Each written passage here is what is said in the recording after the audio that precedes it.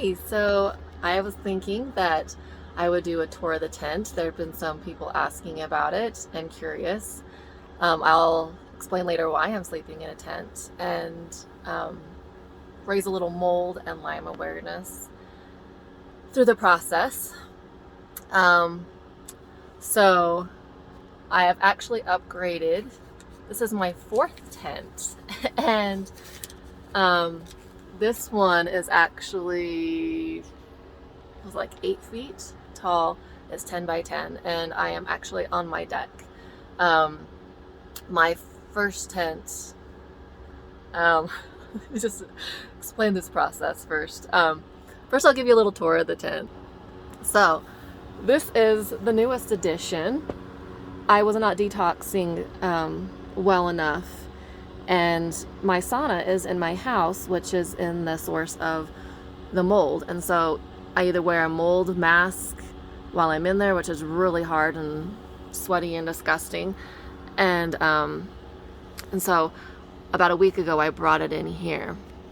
And this right here, well, down there is my emergency heater. That is a propane one. We had a couple situations where the power went out. It was really cold. This little thing right here is actually my projector, and we watched a movie against this wall by putting a projector on the other side and hooking it up to my laptop. So I've had some movie nights out here. That was a Christmas edition just the last month. And then this is my little cupboard station, some quotes of motivation. And then over here I have my makeup and my hair stuff. And it is very creative to do your hair in a tent with a little hand mirror. I should get a bigger mirror. But I just put it in curlers and it's pretty simple for me. And I'm not too particular. And then there's my bucket of some essential items and personal items and stuff. And then my snack bucket right there. This is little treats for the kids come in. They come in for chocolate. I need to refill that. This is actually a really cool tent because it has 4 doors. And in the spring, that will be lovely to be able to let the air in. So here's my lighting. I have these great lights. I have to just charge them every once in a while. Up there is the vent, for those wondering if I'm going to kill myself with the air quality and such, running devices and such. I have vents that open up. Over here I have my fire extinguisher in case my heaters have some issues. Floss, ibuprofen, toothbrush.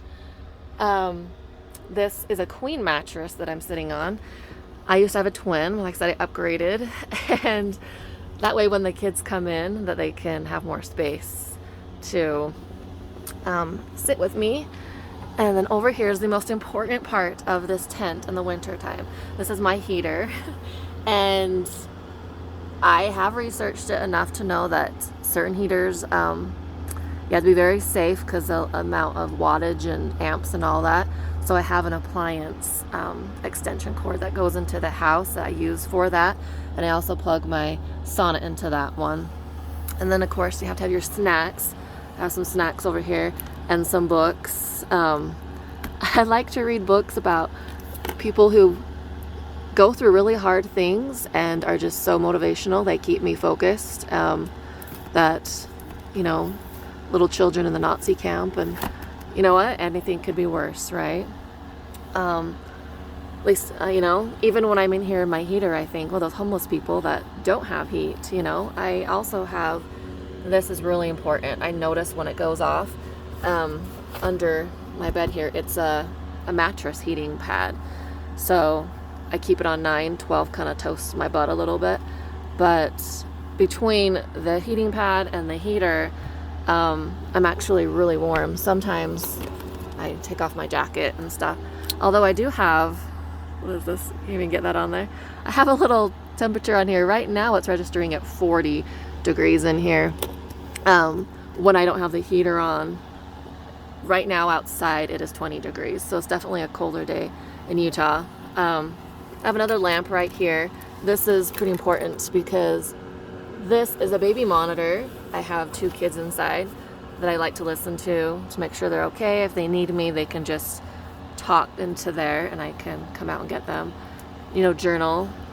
I also, for safety wise, I am living out in the open.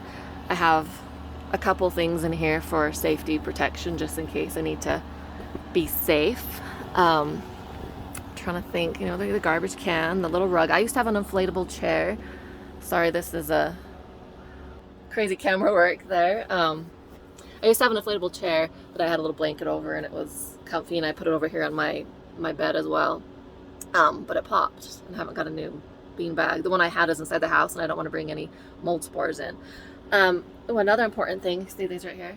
These are my tent socks. Really warm and fuzzy, so I put those on when I come in here because I do not wear the socks that I'm wearing inside the house. I take them off right outside the door and then I put my new ones on. I don't want to transfer anything. It's not possible for me to not transfer something here or there. Actually, when I brought the sauna in, I freaked out right afterwards because I'm like, I just brought the sauna in and it could have been carrying mold spores of some sort, things you can't see, which is very frustrating. But I sprayed it down with this mold killing spray that was recommended, and so hoping to kill any spores. There's not any mold that you can see. It's not a moldy device at all. It's just possible spores. I mean, even the clothes I'm wearing come from inside my house. But that's what we're going to talk about later, about how I'm taking care of that situation. So why am I in a tent? Is because if you looked at my last video, I came home from Tijuana from some Lyme treatments there, and I was really excited to start healing, and within a week I started getting really worse. And it wasn't like, I felt like I initially herxed, which is kind of a lot of die-off from the treatments, and I expected to feel a little worse initially, but I started getting really sick, and it was within a time where I felt like I should have been improving, but new things were happening. And I just happened to have a doctor's appointment that week after I got home with my functional medicine doctor, and before I left for Tijuana, he had started me on a new protocol. I'll try and explain this a little bit because it's a little confusing to me, but so there's something called CIRS, CIRS, and he was in a functional medicine seminar one day, and we've been trying to treat me for the last couple of years, 2019, and he kind of had like this aha moment where they talked about this condition, genetic condition that only 20% of people have, and is keeping them from healing, in my case from Lyme. And he had a couple people pop into his head, and so he called me, because that's a great doctor that he is. He calls me on his cell phone and kind of explained this thing, what he wanted me to do, the next steps. He knew I was going to Tijuana, and he said, you know, nothing wrong with that, go and do that, and when we get back, we'll go to the next step. And so when I got back from Tijuana, I went there and I said, I am just getting so sick, I don't understand. He'd given me some of these something called Well Call, which is a binder to detox mold, and I was taking it 3 times a day. And I said, is this any chance that this is making me more sick? And it wasn't really that likely. And so, coincidence, the right before I left for Tijuana, I had taken the 4th step of this protocol. The first step being I'm going to survivingmold.com and taking a VCS eye test. And he said, if you fail it, come talk to me. So I failed it. It detected the mold toxicity and something in your eyes that it does. It can sense things like this. So I did that. And the next step was, some nasal swabby thing. So I did that and I sent that in, and that was fine. The 3rd thing was to start taking this Well Call, this prescription detox binder.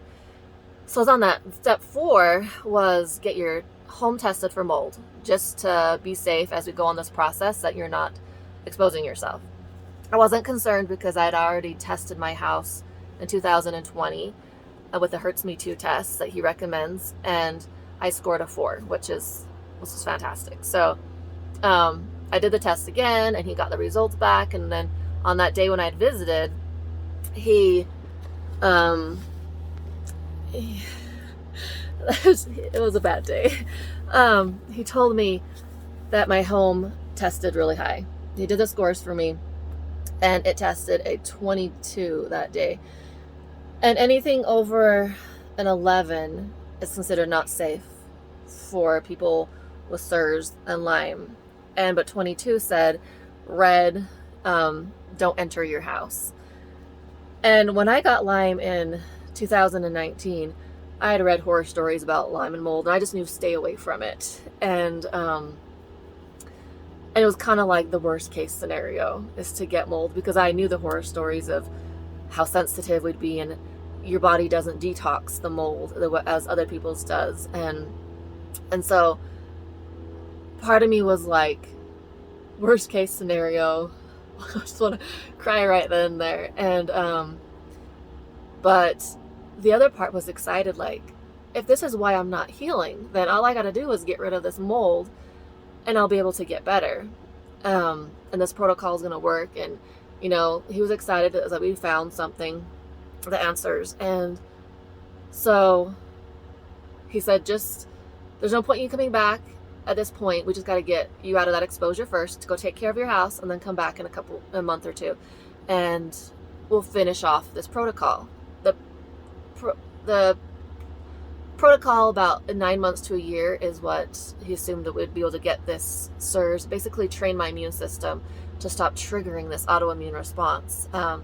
Because Lyme is apparently not active in my body right now, but things like mold can trigger the CIRS, or COVID. He has a lot of long haulers that have this, and while other people have no problem with COVID and they move on from it, other people, it triggers this, and they're in this state of constant inflammation. And so I got in the car and I cried for a little bit. You have one of those moments where I cry, and I cry hard, and then you get to work and you figure out what needs to be done next. So I started calling people, trying to figure out, became a mold expert, trying to figure out what the next step was. And the one things he told me, which I didn't listen to, which came back to bite me in the butt later, he said, don't get a mold person that doesn't know the Hertz Me Too test is. This is a test that you order online from a laboratory. You go around, you dust different surfaces in your house, and then you send in that dusting rag, and then they test the 5 most dangerous molds. And so that was my really high score, was that one. And the next thing he said, don't get anybody that's just going to fog your house. You need to find the source, and you need to get rid of it. And so I started calling people. You know, I called like 5 people. I couldn't even figure out where to find resources for mold around me. I knew a lot of companies that were the same, a lot of the foggers. I'd actually had someone come in a couple years before that just walked in and said, yeah, we need to fog it. Didn't do anything. I'm like, I need numbers, I need tests, I need something. And he just wanted to, you know, take $5,000 and do it. So I kind of was put off already by the molds fogging community. But I had a couple people come and look. No one could find a source. We've searched for a source. We got the moisture meters. We've looked in every area. It's not an obvious situation. I've watched hoarders enough to know that these people have mold and disgusting living conditions, and it's not like that, and it's not obvious. We looked at every water source and tried to figure things out. So I ended up going with this guy who convinced me that when my husband had ripped up the floors the year before and started doing some like remodeling stuff, that it maybe had just like exposed, you know, like carpet has a lot of mold spores and stuff in it, that it just kind of exposed all that into the air, and that's why I got sick. And since we couldn't find anything, that's the thinking that I had. And so I went for the fogging.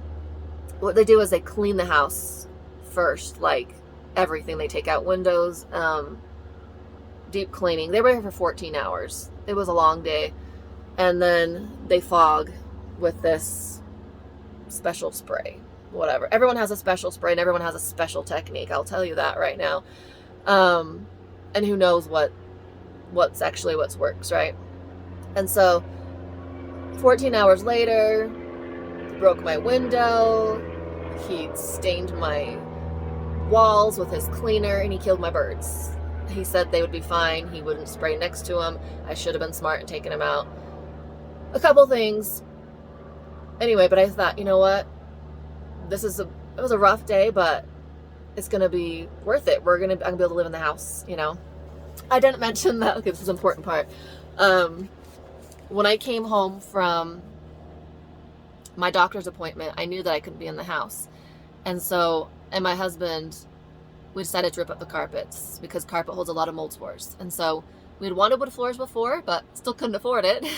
But at this point, we decided it was important for my health. So we slept outside in the big family tent, and the girls, I have 6 kids. One of them's at college, but we slept on the trampoline and in the tent, you know, made a little fun night, had a movie night and stuff. And for the weekend, while the carpet was ripped out and then vacuumed up and everything, I didn't want anybody inside for that. We were outside. It was kind of fun. First tent was right there, the big family tent. Even the dog was out there with us. And then there's a process of putting in the wood floors and everything. But at that point, I still didn't move back in. My rest of my family moved back in after the basic upheaval of the carpet and everything. And I stayed outside. But then I realized that I was killing the grass. So it was a big giant tent. So I decided to downgrade, if it was just me, and set up our little, you know, it fit a twin bed in it. So, and not much else. So I set up that one and made my little house in there and had a little chair outside for doing my little girl's hair. And this was, I should say what day it was. This was nice in summer. It was beginning of July. I went to that doctor's appointment at the end of June. Was in a tent by July. So you had to have like a little fan in there and, you know, air out the windows because it got pretty toasty in there. And then, so we did the fogging. I thought, yay, I get to move back inside. And I moved back inside, and by the time I woke up that next morning, I just told my husband, like, something's wrong. Like, I went through that day, I felt like something had been poisoning me through the night. So I have a lot of fibromyalgia, nerve pain, joint pain, brain fog. It just like, just like seeped into me, like double time. Like, I felt like something had poisoned me, and it was crazy. Like, and I was just kind of like, I couldn't get out of bed. I was just kind of moving in a haze, and everything just hurt. And I'm like, I don't think it's gone. And I hadn't, I'm trying to think. It's been a long process. I didn't move back in until I was waiting on I moved back in before I got the test results, because I thought, because the guy's like, I'm like, what if this doesn't work? He's like, well, I don't see why it wouldn't work. And he's like, I'll just come back again and do it again if it doesn't work. And he was pretty confident, so I felt confident. So I moved back in. I was still waiting on the mold test, though. I had to do the dust test again. But it takes like a couple weeks, you know? So I was like, okay. So but within 24 hours, I get so sick, I move back out again. Then we get the test results, and mold results did not change at all. Like, still 22, still stay out of your house, dangerous. So next step was my husband called the insurance company, which kind of should have been the first step, but I didn't think they would do anything. Anyway, they sent their own company out, and they looked for mold. They looked everywhere. They couldn't find anything obvious. And finally he looked, I'll show you this later, this little tiny vent underneath the kitchen sink. And he wanted to look in there, and he saw that on the sides there was some little bit of mold on the edges of that and swelling from water. And that made sense. We did have a leak in the sink before. We had a leak from the fridge within the last couple of years. And so that would be a good possibility. But you couldn't see any mold anywhere. We had brand new flooring that we had just put in like a year before, and it wasn't under that. Anyway, so they ended up getting permission from the insurance. They dug out underneath the kitchen sink. they found a pretty good space of mold. And then they went to the right and they're like, oh, there's a little bit here too. The Lazy Susan had it on the bottom, the feet of it. So they ripped that out, and then they decided nothing under the stove, but then the one next to it did. So they took out that cupboard as well. This is a big process where they kind of tent out your kitchen. They block you out. You can't be in your kitchen for a week. And so they paid for our food, and it was an adventure. We're like, yay, you know. So they still lived inside, but I lived outside. We had dinner out in the backyard, and when it was summertime, it was nice because we could go on the porch swing and hang out together. We could go in the backyard. We could, you know, summer, fall, it was nice.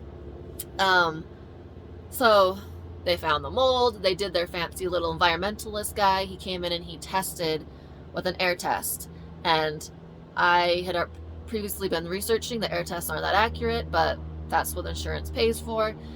And he did it, and he said it's safe to go. He tested it right inside the bubble where they had just, they scrape it, they clean it, they do all their fancy little stuff in there. They had, like, you know, a air scrubber that sends it outside. Actually, I'd already had air scrubber since the last guy came, going 24/7. It's supposed to, like, be this big HEPA thing that they use in the hospitals, and it's supposed to be awesome cleaning your air, but it wasn't working out that great for me still.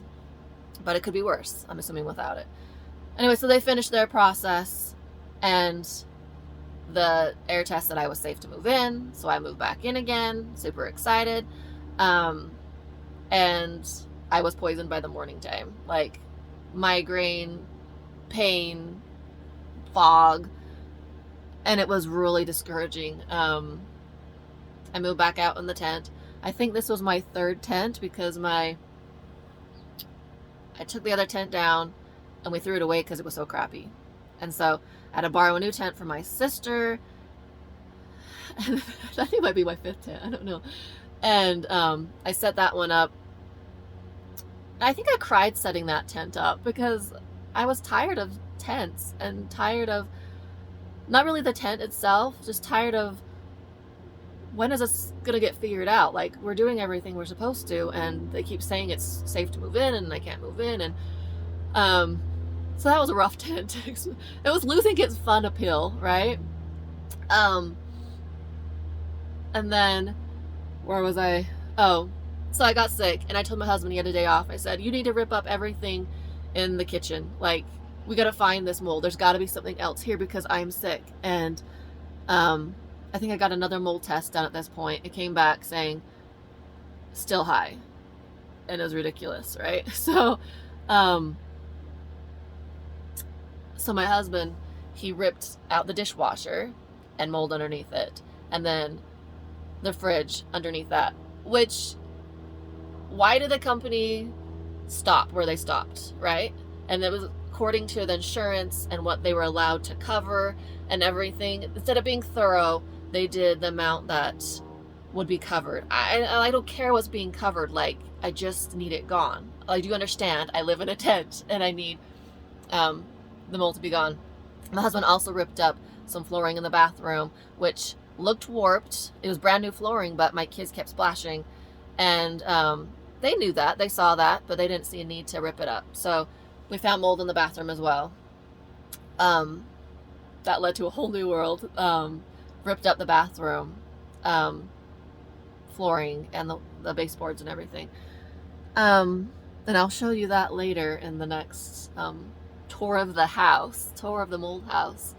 And there's just it's been so much going on that it's hard to remember. Anyway, so I called the insurance and this company back, and I said, there's more mold, you need to come back and you need to figure this out. And so they came back again, took over our kitchen for another week.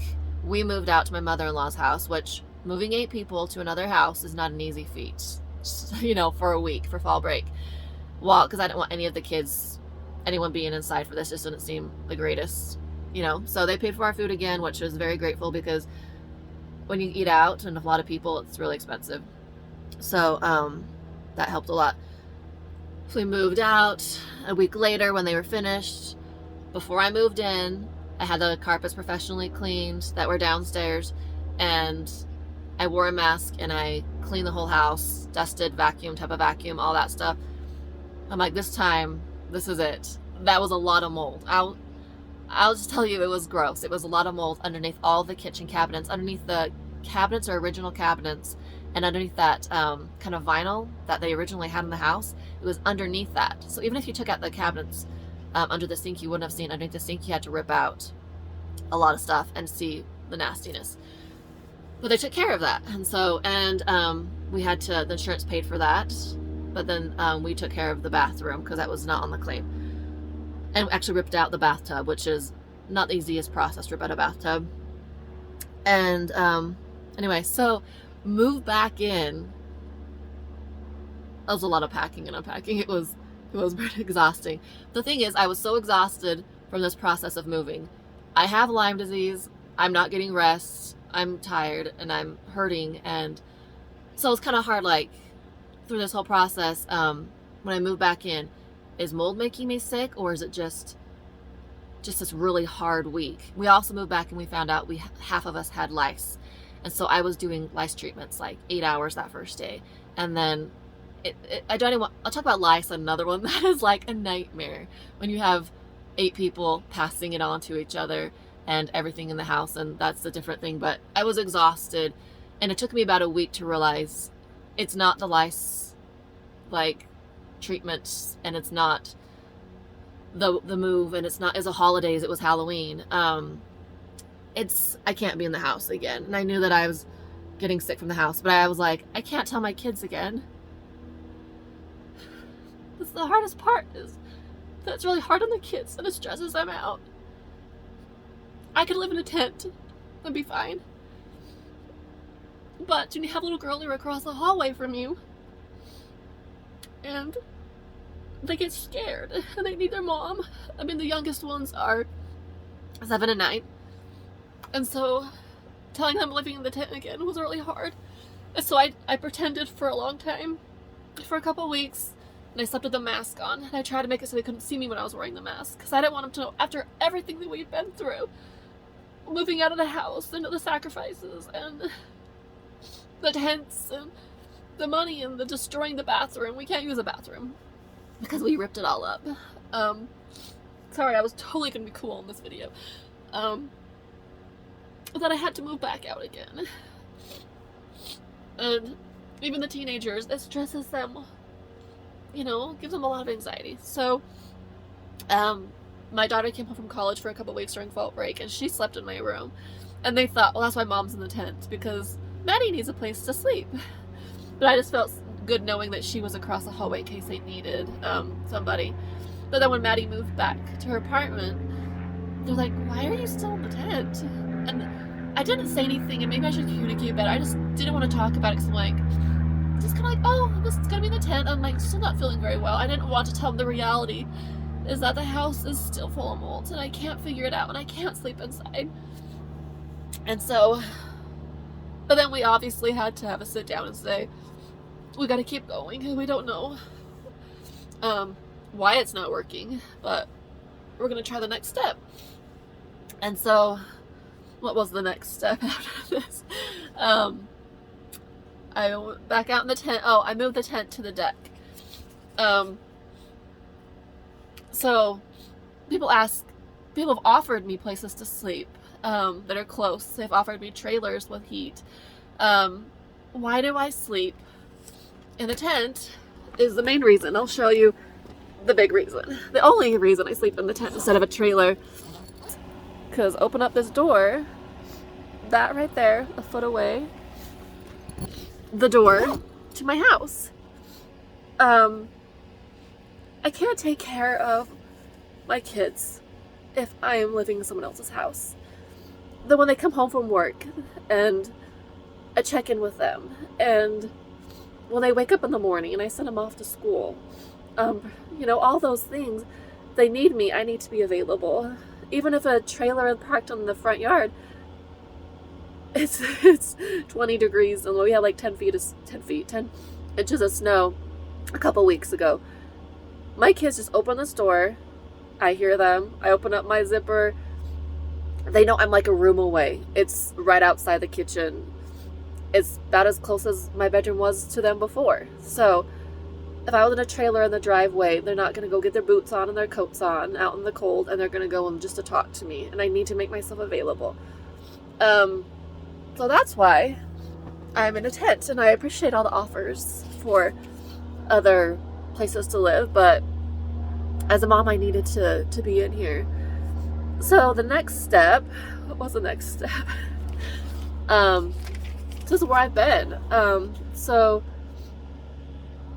yeah, I moved back out after fall break, after sleeping in there for a couple weeks with a mask, realizing that the mask I had wasn't even that great of a mask for mold. It has to be some mold particle mask, which is one of those big Darth Vader masks, which I'll show you later. So I moved back out a couple days before Thanksgiving. And then clearly it was funny because when I was in the tent in the summertime, we're like, well, obviously this isn't a practical idea for the wintertime. It gets cold here. And then come fall, it's getting a little colder, but 50 degrees at night isn't too cold. Just wear an extra blanket, a sweater or something. And then come snowing, so that's when I got the heater, and it keeps me really warm. So people think, how can you be out here in the cold? There are days where I have to shovel a pathway to get to my tent. Another trick I'll show you for anyone who ever decides to live in a tent. The secret is to hit your walls before you open the door, because there are times where I opened up the zipper and all the snow fell into my tent. So you have to give a good smack to get all the snow off the walls before you open it. Little trick right there for your future tent living. I think people ask when I'm moving out of the tent.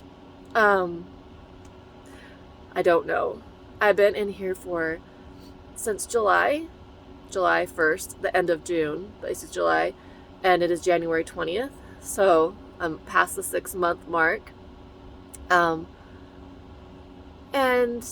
I think if anyone was to live in a tent, I'm kind of, it's good. It's the best for me, I guess. I've always enjoyed camping, and we don't have a trailer. We go in tents, and I'm fine with that. It's actually kind of cool to hear the outside, the outdoors, the fresh air, and you hear the snow and the rain on your tent. And I'm a really light sleeper. So I think I have my tissues over here.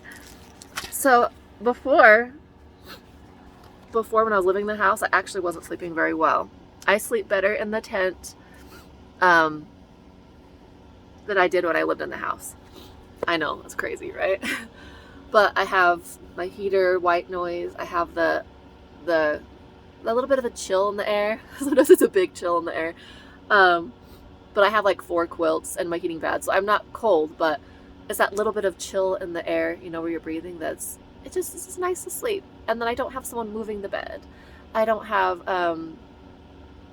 just the sounds, and for really weird, it's like the walls of the tent are kind of like a little sanctuary for me. Like I feel safe within these walls. I realize outside these walls is like a backyard and a neighborhood and open area, and I start thinking about going down that road, I get scared. But when I'm in the tent, I feel content. And so there's pros, you get movie nights on the wall, and in the spring it'll be nice to open up the windows and get some fresh air. And some hard things, it's putting on moisturizer in the morning that has been in 15 degree, like it's cold, like ice on your face in the morning. It's just silly stuff. The hardest part actually of this is going into the house and having to wear that horrible mask, and I'll show you that later. When I'm out here, I get to breathe, and have fresh air, and my kids can come in here. And even though it's a hard situation, I like to think that we're making good memories. And we had a movie night a couple days ago, and the girls and treats and sushi and homemade ice cream that they'd made, and that I wanted to think of a time that we got stronger, and maybe write a book one day called What I Learned in the Tent, right? Because I've learned I don't need a lot of things, and I'm content just knowing I have close to my family. I have my basic needs met, and I don't need much else. And everything that I've ever gone through, you become stronger when you're pushed harder. And it's absolutely true. And I don't know how long I'll be in here, but I'll tell you the next step that we're going to be going through for mold. And when I go inside the house later, I hope you can hear me through the mask, but I'm going to talk about where we found the mold, where to look for mold, what we've done, and the next step in our process.